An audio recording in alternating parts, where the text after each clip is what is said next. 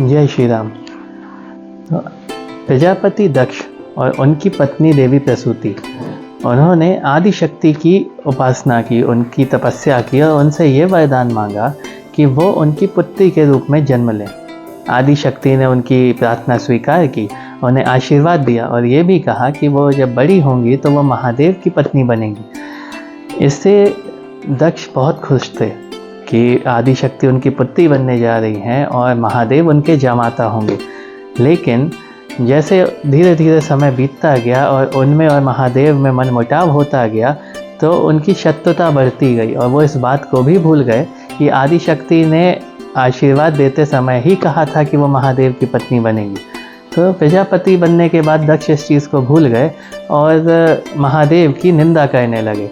जब देवी सती ने ये देखा कि उनके पिता स्वयं महादेव की निंदा कर रहे हैं, तो बहुत क्रोधित हुई। उन्होंने वहाँ यज्ञ में मौजूद हर देवी देवता को और अपने पिता दक्ष को भी ये शाप दिया कि जो उन्होंने महादेव की निंदा की है उसका फल वो भोगेंगे।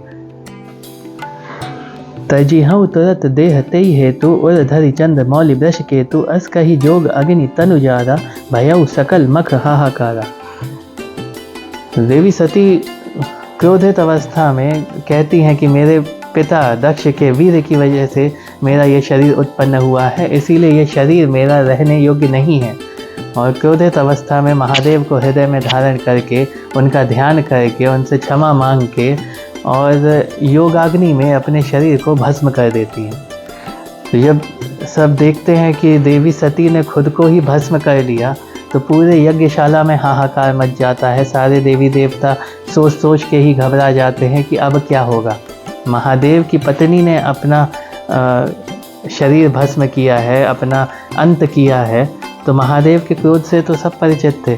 सब घबराने लगते, इधर उधर भागने लगते हैं। पूरे यज्ञ क्षेत्र में हाहाकार मच जाता है। और जब महादेव के गणों को जो बाहर जिन्हें रोक दिया गया था, उन्हें पता चलता है कि देवी सती का अंत हो गया, तो वो यज्ञ भस्म करने लगते हैं, यज्ञ को विध्वंस करने लगते हैं। और ऋषि भृगु जो वहाँ मौजूद थे, वो कोशिश करते हैं यज्ञ की रक्षा करने की, क्योंकि यज्ञ इतना बड़ा यज्ञ था, अगर वो विध्वंस हो जाता तो कुछ ना कुछ अहित उसका तो होना ही था। समाचार सब शंकर पाए, वीर भद्र करि कोप पठाए, यज्ञ विध्वंस जाई तिन कीन्हा, सकल सुरन विधिवत फलुदीना। तो जब ये समाचार शंकर जी तक पहुंचा, महादेव को जब पता चला कि सती ने अपना अंत कर लिया है, तो महादेव बहुत क्रोधित हुए। महादेव का क्रोध मतलब क्या है? प्रलय आने जैसा है। किसी को कुछ नहीं पता चलता, कोई कहीं भी छुप जाए वो उनसे बच नहीं सकता। फिर महादेव ने क्रोधित होकर अपनी जटा ऐसे खींची, फेंकी नीचे, उससे वीरभद्र उत्पन्न हुए और वीरभद्र को आदेश दिया कि जाके सब खत्म कर दो।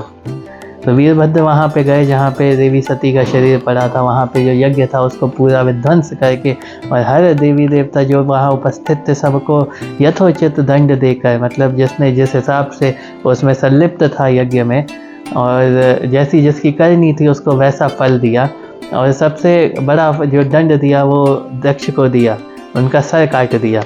और इस तरह से जो भी ये प्रकरण हुआ उसके बाद कि दक्ष को दोबारा जीवन दिया गया, यज्ञ को पूर्ण किया गया, तो वो सब जानते हैं। तो इसका विस्तार से वर्णन तुलसीदास जी ने रामायण में नहीं किया है, लेकिन वो इस कथा को जो जोड़ने की कोशिश कर रहे हैं शिव पार्वती संवाद से, बस उस बारे में ही उन्होंने बात की है। तो तुलसीदास जी लिखते हैं कि भी सती ने मरने से पहले विष्णु जी से ये वरदान मांगा था कि उनका हर जन्म में महादेव के प्रति अनुराग बना रहे, प्रेम बना रहे और हर जन्म में महादेव ही उनके पति हों।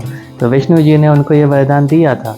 तो जब उनका प्राणांत हुआ, देवी सती का अंत हुआ, तो उन्होंने आदि शक्ति ने हिमाचल के घर जाकर पार्वती के रूप में दोबारा जन्म लिया।